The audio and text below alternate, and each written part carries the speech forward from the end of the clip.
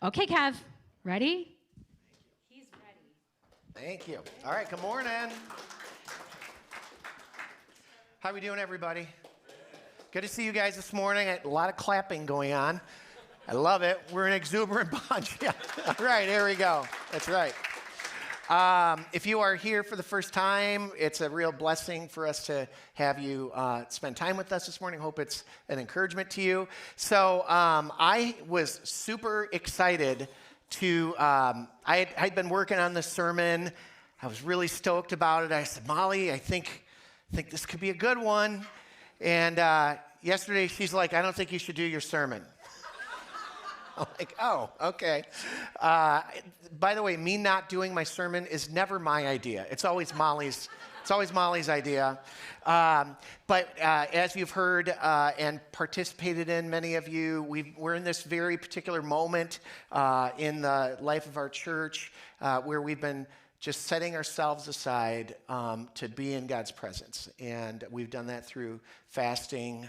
We've done that through some very powerful, intense expressions of prayer. And by the way, if you're hearing about this for the first time now, or you weren't sure how to participate or how to get into this, we are going to be doing this time of fasting for one more week from today until Saturday night at 6:30 or so. And so it is certainly not too late to jump in and be a part of just an opportunity to offer more of yourself to the Lord. And that's what happens when we fast, is we open up space. We give God space that we would normally fill with food or entertainment or shopping or who knows what it is that you would fast. But it's just an opportunity to kind of be in God's presence and to say, Lord, I want more of you. I want to hear your voice. I want to see your face. I want to have you heal me and cleanse me and all of those amazing things that God will do if we're simply available to it. So that's what we've been up to, and it's been very, very rich. And so the reason why Molly said I shouldn't do my sermon isn't because she was being mean and I was excited about doing it. We just wanted to take some time to tell some God stories. And that is such an important thing. And one thing that you guys probably know or should know about us as a church is that we want to be a people that we make our plans, but we are always available for the Lord to come in and to change our plans, to do something different. And so Molly was feeling like it might be a fun thing and a cool thing to just share some God stories. The Bible calls them testimonies, right? It feels like a very sort of religious term, but when you read your Bible, you'll hear about testimonies over and over and over again.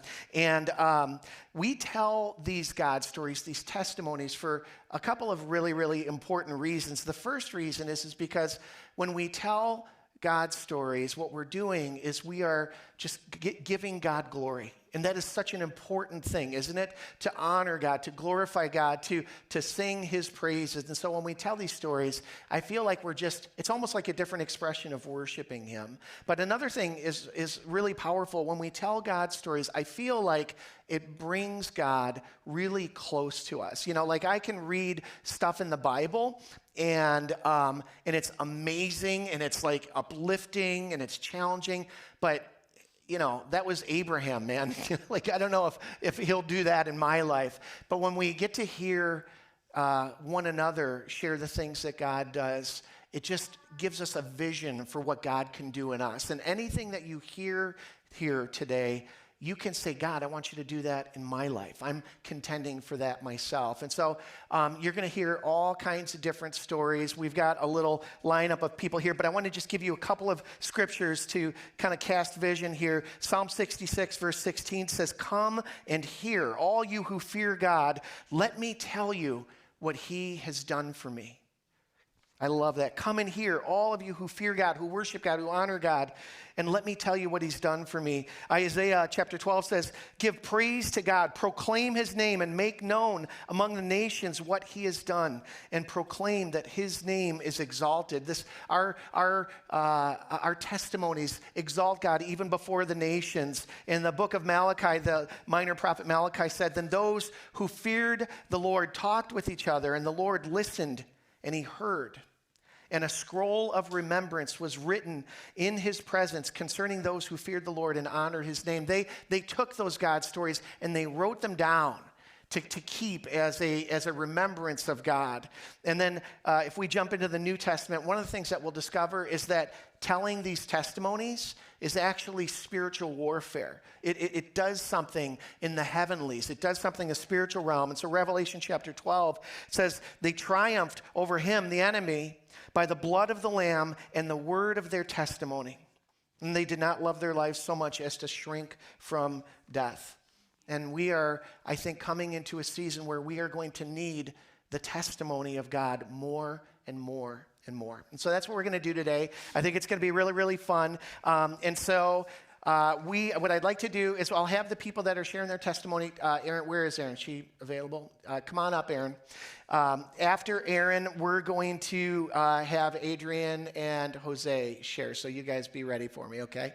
So Erin's going to come up and read her little God. It's not little at all, actually. I shouldn't even say that. But read the story of what God's been doing. Erin, just come on all the way up. You're not going to be able to do it from there. So this is Erin Donahue, and she shared just some of the things that God has been doing in her life at our first service, and I was really touched by that. So here you go. Hello, good morning. So last week, before the Refuel the Fire, I kind of had a rough week. Both Wednesday and Thursday, like all this happened on Wednesday and Thursday. I received a sketchy random text from someone I used to know. I was having strange, creepy dreams. My grandmother went into the ER from falling. The doctor said she's not able to go home and live by herself anymore. My aunt found out that her cancer had moved to her lung. I had a rough day at work on Thursday, and to top it off on Thursday, when I came out after work, I saw I had a flat tire as I was leaving work. Not to mention that on Wednesday, the adoption agency that we were going through told us that they've dropped our case due to inactivity and that we'd need to reapply if we wanted to stay with them. We were doing things, it was just taking us longer than what we or they thought to get them done. So came Friday night to refuel the fire, extremely crushed in spirit, wanting to give more than what I actually had the capacity to do. I felt like the woman who only had pennies to give. I was angry, hurt, bitter, and honestly wondered why I had even come if I was going to be like this. During Friday evening prayer, JJ led everyone through a repentance prayer, which is what we're actually going to be doing today, so I'm super excited about that. I had to get real and brutally honest with myself and God. Afterwards, JJ came over to pray with us. I didn't say anything about what was going on, but she had gotten a picture referencing Matt and I growing our family. She didn't know that this was one of the big reasons why I was so angry and hurt. After being prayed for and ministered to, I went home. Saturday morning, I came for the women's prayer. Andrea led and shared various times in the Bible that God is depicted as being a mother and mothering to his people. And that is one way that we are in God's image. As we were praying, I felt the need to pray on behalf and for the mothers without children. I repented of believing the lies that we are forgotten, that we are unimportant, and that we are without hope. Me personally, I apologized and repented of not involving myself as much in Thrive's children, as it's been a reminder of what I don't have. To me, this was God calling me to be brave, to be vulnerable, to be honest with others, with myself, and most importantly, with Jesus. Once I was able to do that, Jesus was able to come and minister and deliver me from my brokenness and my hardness. Once he did, I felt the heavy load lift off and was able to participate so much more fully, more freely in praying for and ministering to others in the way that God designed me to that night. Thank you.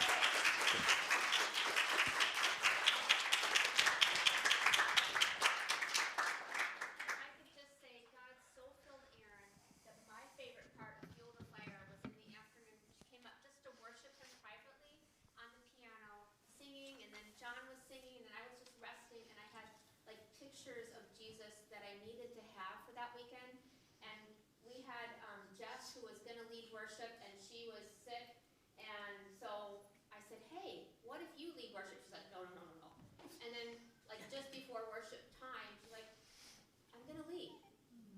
we led a beautiful, beautiful worship.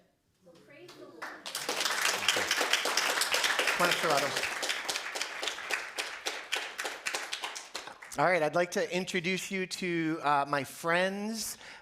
This is Adriana and Jose Serrato, and they are neighbors of ours. And we have a little neighborhood Bible study that we do with just people that are buddies. By the way, I heard really good things about the women's prayer. You did a good job on that. So we have a Bible study, and it's just folks from our neighborhood, and we hang out together, and we eat food, and to be honest, we drink some wine usually, not this week because I'm fasting that.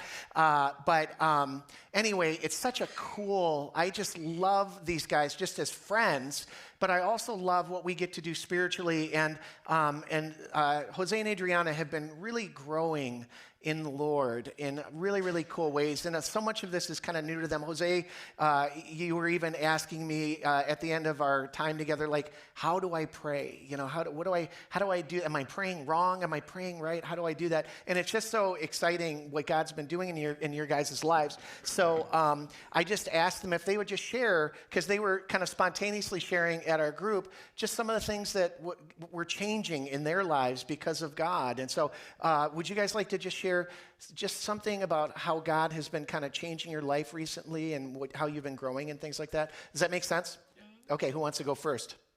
Yeah. All right, Jose's going. All right, good morning. And yeah, that's right. Good job. Talk right into the ice cream cone.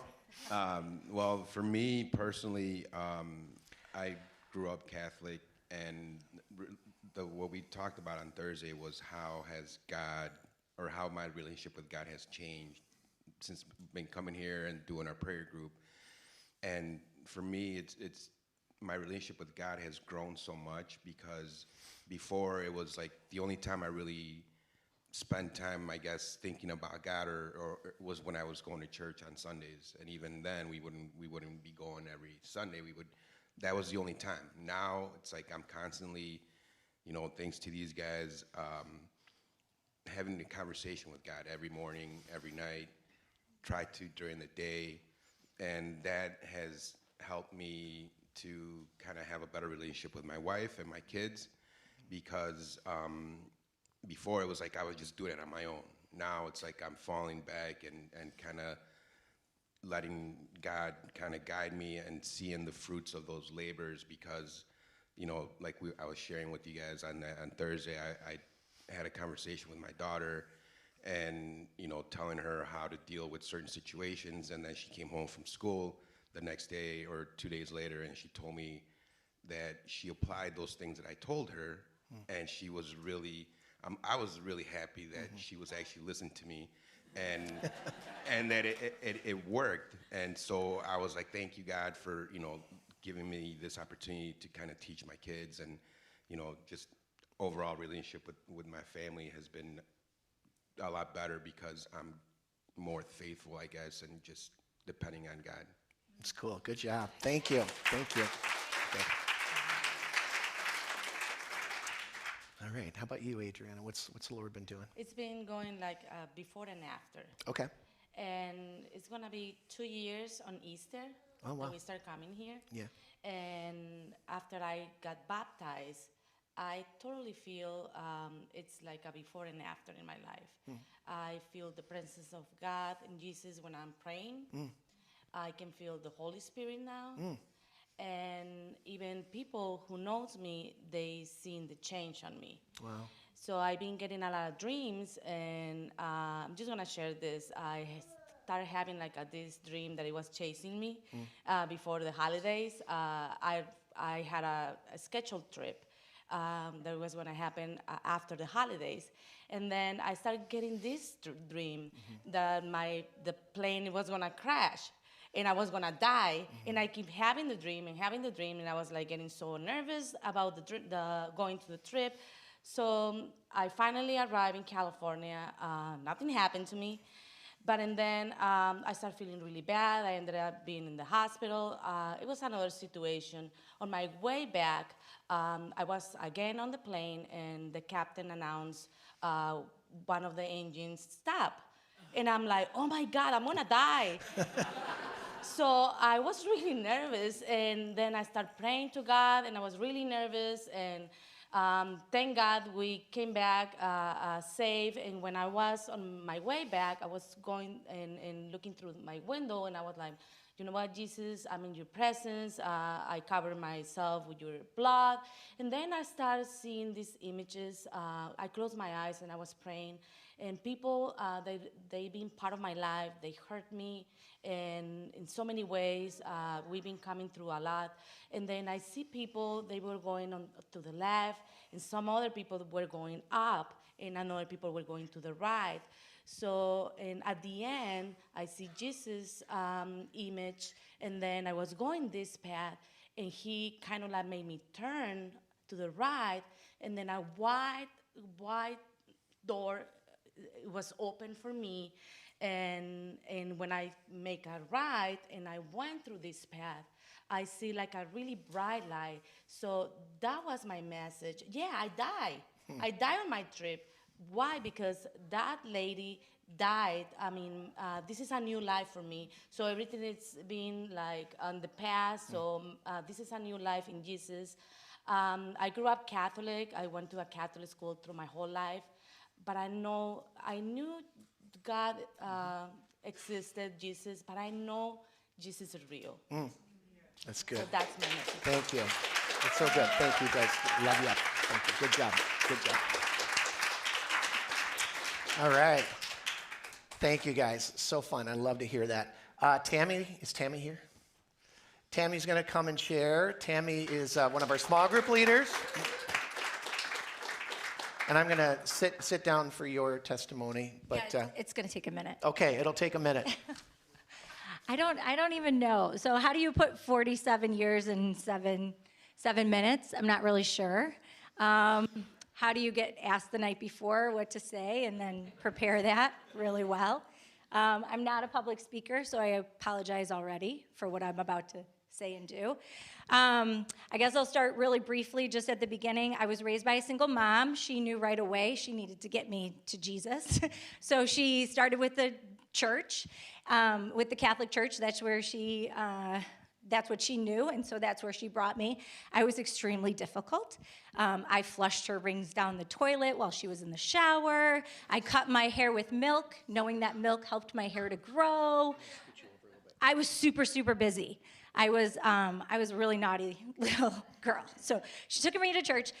They fed me M&Ms to help me remember the prayer, like the Father's Prayer.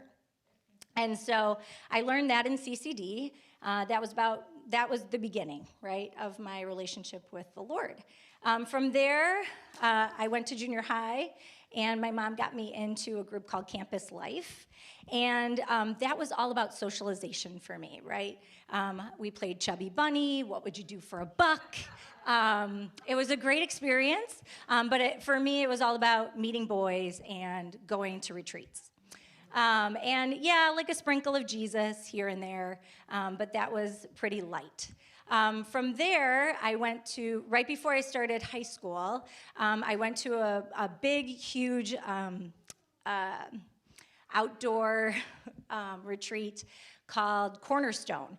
And basically what this is this was a big gathering of youth in cornfields, and it had rained for 2 weeks prior to this experience. And so the cornfields were literally mud. Everywhere we went was mud. So everybody was washing in mud and walking around in mud, and it was totally weird. I did see the glory of God, though. The newsboys were performing on like a big stage, and I saw the cloud of glory around them. So it was an awesome time. I ended up getting hooked up with the Basslers.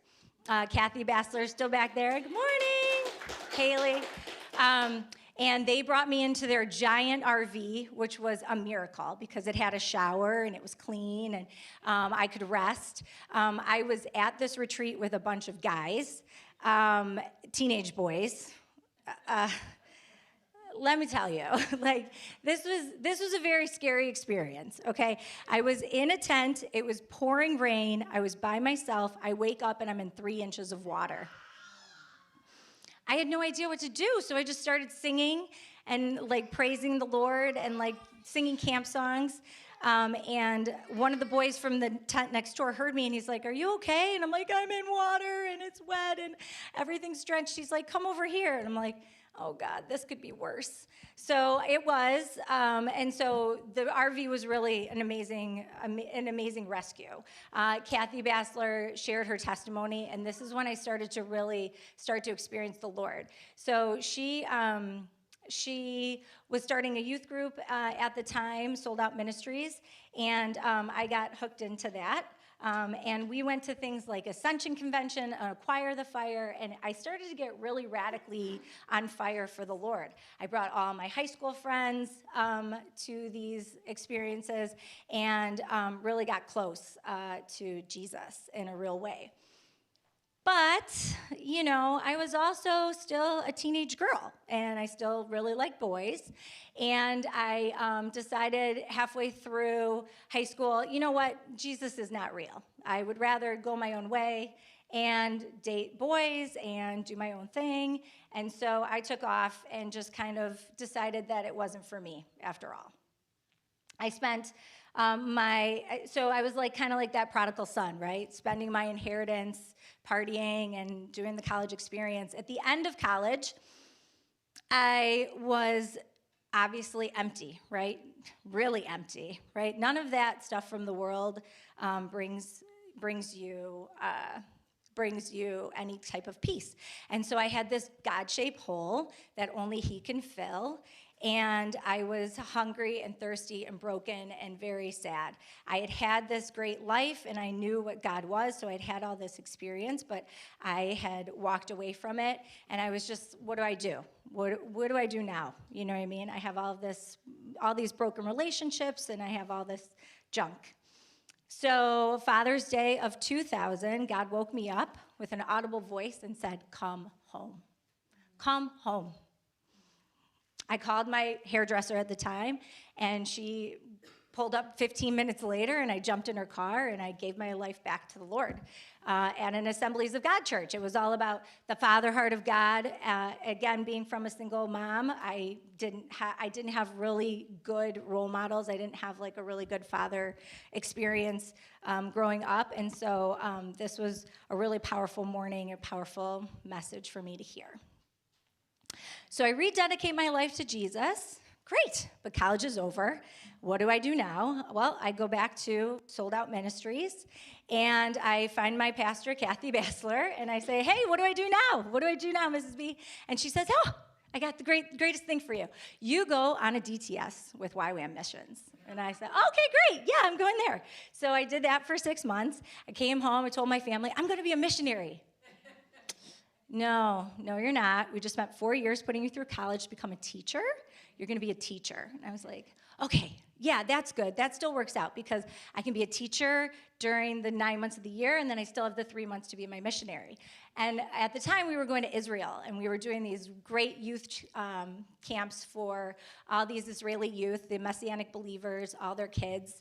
And so I started doing that, and that was super powerful and so awesome. We spent 4 summers going over. We would spend 6 weeks taking these kids all over Israel and singing and praising the Lord and evangelizing the crowds, and it was amazing.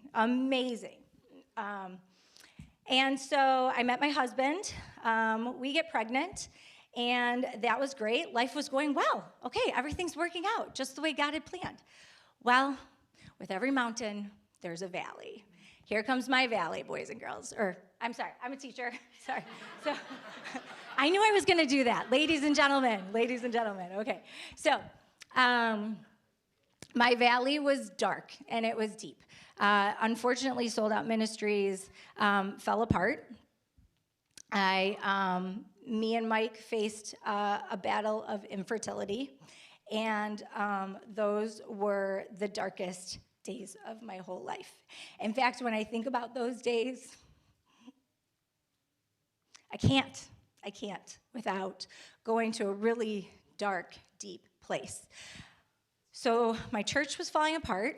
My pastor, who had been like a spiritual father to me, was diagnosed with brain cancer. And I was literally battling every day of my life just to live. Grief is tough. I had spent my whole life up until that point always just wanting to be a mother. Oh, thank you, sweetie. Always wanting to be a mother. And so for the Lord to take the one thing that I wanted more than anything, which was like a family and just to continue to be a mother, for him to take that away from me was like just more than I could bear. I couldn't figure out, like, God, why aren't you answering this prayer? Why? Why aren't you answering this prayer? Like, this is what you're going to take from me? I would literally be around people with children, and I would want to murder them. That's a confession. I would see pregnant women and just be disgusted. Like, I was so hurt, and it was awful. It was awful. And the fact that I had those feelings and those thoughts made me even more upset than just the battle of infertility alone. So luckily, I just, I got a little puppy, and that tied me over for a little while. Her name is Lulu, and she did save my life, my little puppy. And then I just prayed and said, take me to the baby store. And the quickest way that I was going to get there was through foster to adopt. And so Mike and I started going through the foster classes. And of course, like during this time, I was asking, and praying, and everybody was saying, like, God will open your womb, don't worry. When this happens, he'll open your womb. When that happens, he'll open your womb. It never happened, right? God did not open my womb, right, that way. But he did bring me children. He brought me Jeremy and Ivian, and I was very thankful for them. But part of that story also goes to the fact that I was using alcohol to kind of, pacify myself and numb myself so I wouldn't have to feel the pain, right, that it brought. And so I spent a lot of years drinking. The first I would say 7 years that I had Jeremy and Ivian in my life, and Gunnar as well, we would drink. I would drink a lot. And COVID did not do me any favors. I'm sure that's when I moved to box wine, because box wine was easier. So that was not great. And I was here being a part of this church and praying, and I would worship the Lord drunk, sober. I'd wake up in the morning and I'd hear this little audible voice telling me, drink now, it's okay, drink now, drink now, drink now. And obviously that's something spiritual and dark and demonic. That is not from the Lord. And so I would just pray through that. And I heard a song called Rattle. One of my coworkers at the time, she was older in age, and she was finished with her family and had a surprise pregnancy come through. And I was on the phone with her, and I was a bottle of wine in, and I heard the song Rattle, and I just worshiped the Lord, and I knew that the Lord healed that part of me that was broken from the infertility. And so a couple of weeks later, I come up here to get prayer, and Jeff actually gives me a vision, a word. He has great words of wisdom. Thank you, Jeff. And it was the word collapse. He saw red Solo cups collapsing, and I said, collapse? It's a terrible word. Buildings collapse, lungs collapse. When is this ever a good word, But he said, you know what? It's a word of being quick. It's a quick work. And I said, okay, well, I don't know what you're talking about. That's great. So a couple of weeks later, I was out for drinks with some coworkers, and I had some beer at dinner with them. I came home, drank some wine. I woke up the next morning and was ill, like just sick. And this had happened all the time, right? I was drinking a bottle of wine, so of course, like hangovers, yes, you do a little hair of the dog, that means you take another drink of alcohol, and like the feeling goes away. But this time, I could not subdue it that way. I was just like, I can't look at alcohol, I can't think about alcohol, I have to just like stay away from it. And I was so relieved that that was not happening, like I didn't hear that voice. And I was like, I wonder what this is about, so I just kept like leaning into it, like, okay, I'm just not gonna drink, like that's fine, like whatever. I thought, well, by the evening time, I'll certainly have that call again to drink. It didn't come. And I thought, oh, it didn't come. Okay, great. So this is Good Friday. So I'm sober, and I was like, this is awesome. I don't have any desire to drink. I'm just going to ride this out. And by Easter morning, I was praising the Lord. I was 3 days sober. I had no desire to drink, and I was like, yay, yay, yay, yay, yay. So I've been 3 years sober. Yay. Yeah, yeah. I was completely delivered from alcoholism, and I'm so glad that God did it that way, because alcohol was such a social thing for me, and I was afraid that if I laid down alcohol, that like I wouldn't be able to go be out with my friends anymore because it would be too much temptation. I was afraid that like people couldn't drink around me because, again, of the temptation, because of the call was so strong. And so I'm really glad that the Lord delivered me from alcohol the way that He did. It's so much so that I can't look like when alcohol is around, I have no desire, just no desire, which is amazing because, again, it was a voice that was always there in my life. It runs in my family. And I will just say, my mom, she said I could share this with you. She has been an alcoholic, a functioning alcoholic, for the last 60 years. And right before Thanksgiving, she fell and broke her right wrist and her right knee. And she has been sober for 9 weeks. So, God is breaking off generational curses in my family, and I'm just so blessed that He answers prayers the way that He does. So. All right, thank you.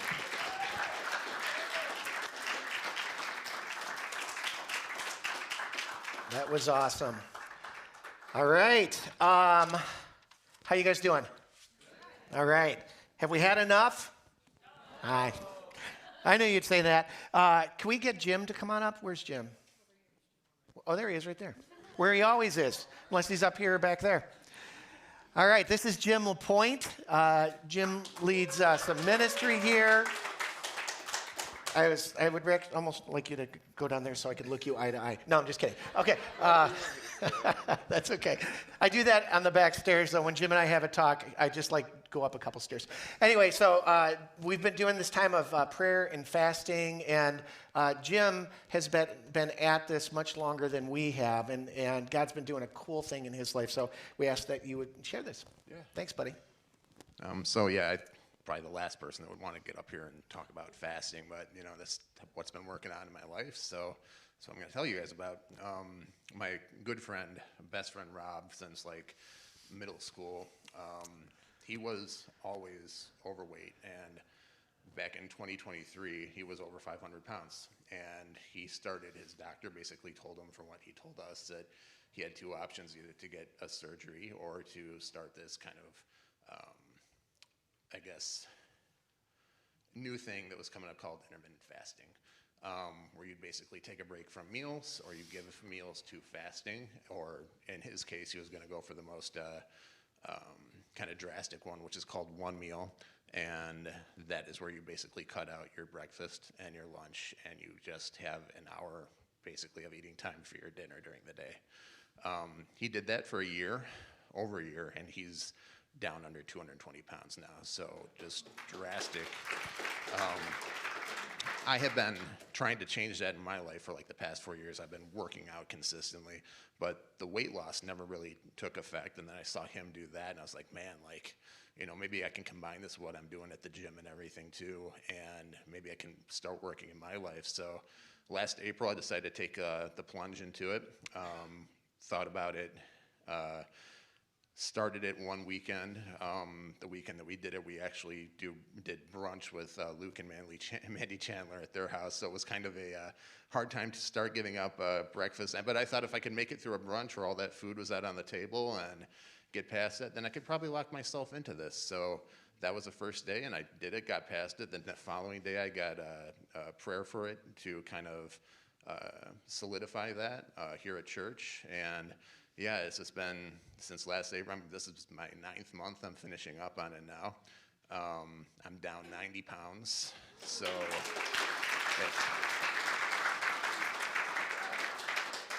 It's not something I recommend for everyone, but yeah, if you're in a place where you want to start learning about it and start seeing how God can connect that in your life and start working towards weight loss in your life, then he can definitely help out in any area. And I just want to encourage anybody that actually started the fasting these last couple of weeks that we've been doing at Thrive. That's kind of a crash course into it. That's kind of like beginning fasting 101. So if you have, interest, if you've seen God work in your life over the past couple of weeks and things have moved or you've lost a little bit of weight on it or whatever, I just greatly encourage you to, keep going at it. Don't stop here, just keep going at it. Fasting is actually doing something in your life. So, yeah. Cool. So hang on to that. I got a question for you. Sure.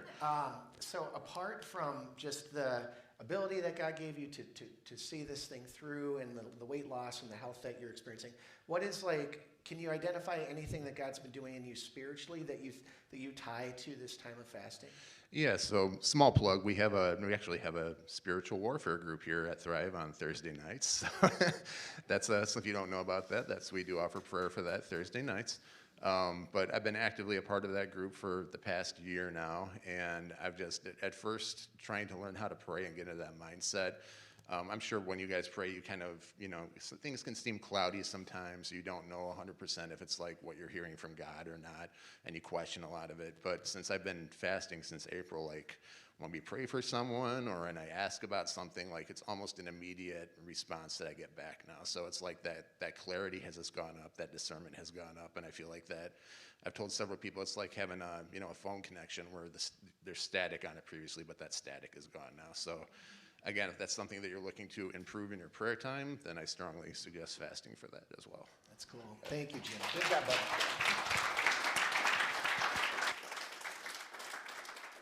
No pressure here. Ryan, Molly said you may have something. Is it a go or a no-go? All right, I guess it's a go. And then after, we do have to wrap the service up, but Adrian and Haram, you guys have something to share as well, right? Yeah? Are you Harm? Okay. All right, well, this is Ryan. Ryan, I love you, buddy. Ryan, look at all these big guys it's like, I feel so short. Let's just have Mike Wetzel come up here. Anyway, Ryan leads that group of people that pray spiritual warfare stuff, and he's just an amazing guy that's been growing like a weed here. So, okay, what's up? Thanks. So mine's going to be pretty brief.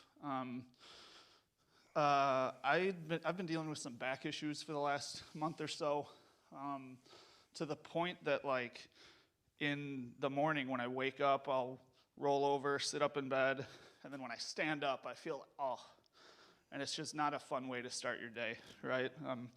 And so last Sunday, I felt encouraged to get prayer from Joel and Stuart. I don't know where Joel went. He was here. So I've had a little bit of experience in trying to pray for people for physical healing. I can't really tell you if I ever thought it was successful in them. I never really had kind of seen it up close, but Stuart and Joel and I kind of just came together and stepped out in faith and trusted that regardless of how I felt or how things weren't getting better prior or whatever medical things might be going on, that we trust in you that you can move. And I changed absolutely nothing to my daily physical habits or approach to my everyday activities. And then Monday morning, I woke up and rolled over, sat up in bed, and stood up. And I'm like, whoa. There's a noticeable absence of pain in my back. And it's been that way ever since. So,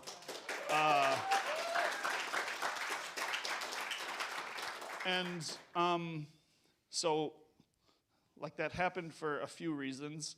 One, because Joel and Stuart were willing to pray on behalf of me. But then also it's just because God's awesome. And so that was a situation where I said we came together in faith and trust in him. But there's certainly been a lot of situations where I've doubted him in those types of situations, whether it's like a meeting at work. It's like, I don't know how I'm going to get through this, or a conversation, a difficult conversation. It's like, I don't think I have the capacity to do this. Or, Thursday ministry, where I come in and I'm like, I'm just not feeling it tonight. I don't know if the Lord's going to move. But he just has an unbelievable knack to exceed all of our expectations, despite what we think of ourselves or our level of competency or our abilities. So I just encourage you guys to, whether you have experience praying for someone, or whether you've received prayer up here after service, to just step out. And it's not about us and our abilities. It's about him and what he can do. He can do unbelievable things. So I guess really, like, the heart of it all is just trust in the Lord with all your heart and lean not on your own understanding. So, amen. Good job. Thank you.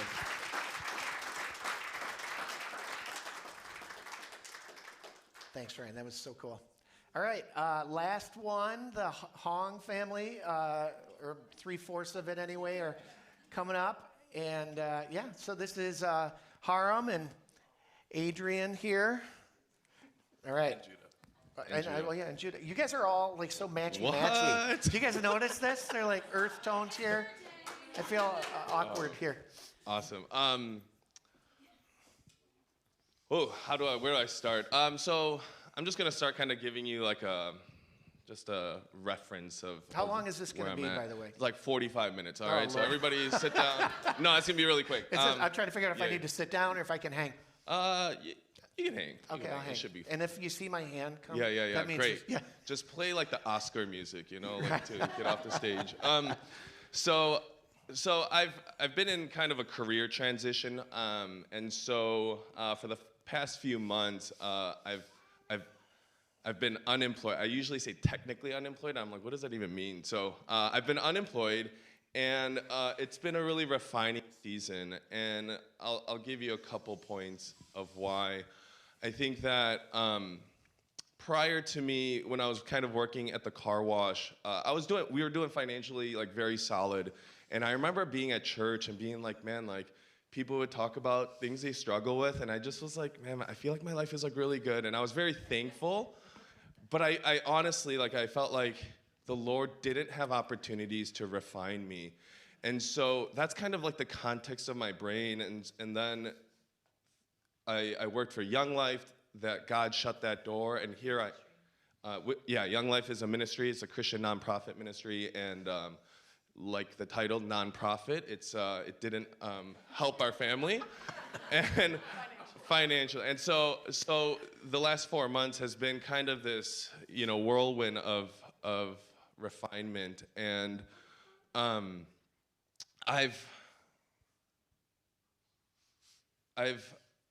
honestly, it's actually, if you were to ask me, right, like it's a difficult space.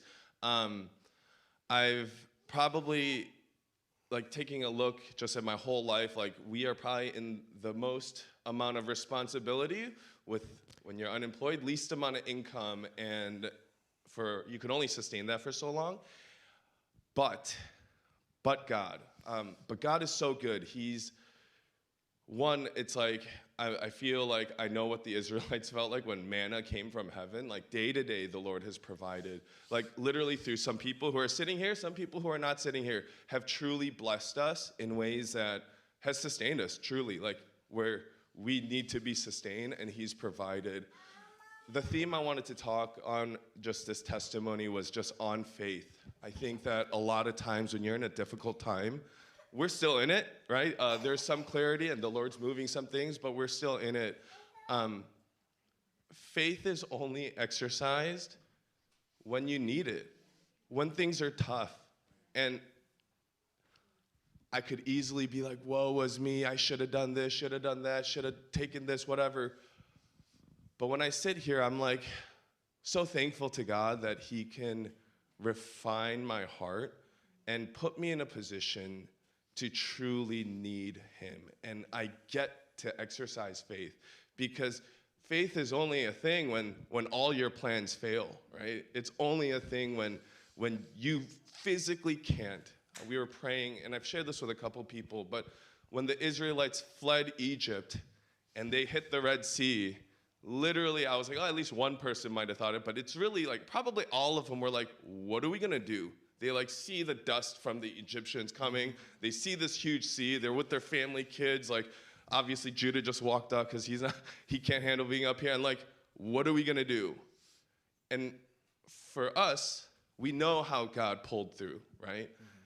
And I'm kind of in the, for me, I'm in the crowd. And I think for some of you to be encouraged, like if you're in that space, like you're there too. But we know how the story ends, and we know that God is faithful. And so we get to exercise faith and truly trust him. And I'm honestly probably more dependent on him. I have more peace sometimes, sometimes not. And there's highs and lows, but that's, I think, our journey. And like, it's just been a sweet, sweet space. And I'll end with just like Matthew 6:33 or 6:20, I knew it before I got, but seek first his kingdom, and all these things will be added. And I had a friend share that, and if you just like, obviously we've all heard that verse, but the context, we were like, hey, imagine if this was the first time you actually read that verse. And the word seek first. I had an interview this past week, and I had to get boots because I was doing like a work shadowing thing, and I was like, oh, I know where my boots are. I want to sleep. I should have found them the night before, but I didn't. Woke up super early. It was like a 3 a.m. wake up because I had to be there at like 4. So I literally, I'm like, okay, 3 a.m., looking for these boots, and they're not there. I'm literally in my garage. My garage is really cold. I'm in my boxers because I was planning on taking a shower, and I'm searching and I'm seeking to find these boots. And honestly, I didn't find them. But then when I read that verse, and when that verse was shared, I was like, what does it actually mean to seek first his kingdom? Like, have I been willing to truly seek? And all of us, right? I know it's testimony, but it's also a little bit of teaching. But yeah, just like, what does it look like to seek his kingdom in your life? And I am super thankful that the Lord is refining me and putting me in this place. And I trust somehow he literally has to, like the Israelites. He has to pull through. And so I'm super thankful. Thank you for letting me share. That's good. And yeah, be encouraged. Thanks, bud. Thank you.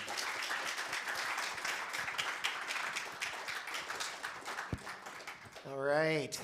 Well, thank you, all of you guys that shared. Thank you all for just participating and being part of our stories. Just really quickly, I just think that I know we need to close out here, but I just really believe that there's been a deposit in us, as we've heard, that faith comes by hearing. And I feel like there is just a deposit in us collectively as a church this morning. For those of you who have faithfully shared your view of God, we take that in. We're going to let that transform us. But I do want to just say, guys, we got another week of this, and I'm going to just call us to expectancy that God is not done yet. Okay? God is not done with us yet. So bless you guys. Bless you as you seek his kingdom first. You seek his face this week and make time for him. We're going to have prayer team up here.